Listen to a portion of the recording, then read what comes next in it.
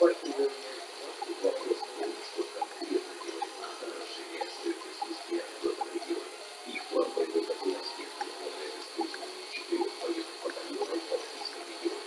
Каждый батальон состоит из около 400 солдат, канадский батальон и британский.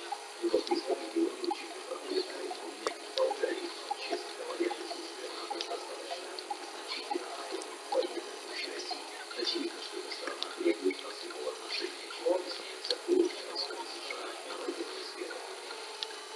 Такая, например, по поводу информации делится, это подготовка, полный начал движения.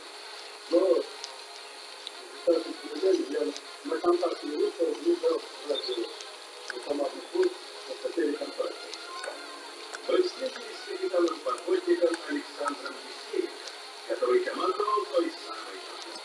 Попробуем разобраться, из-за чего едва не случилась катастрофа. Возможно, причиной стало совершенно случайное стечение обстоятельств.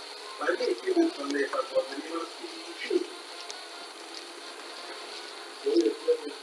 И руководство проверки, и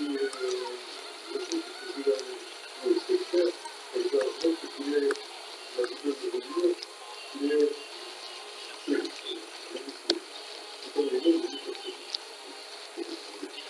или на все эти готовки происходит как-то цели, решил подсесть, выше свой СК, и самой лодки перевели полностью военной состав, он загружен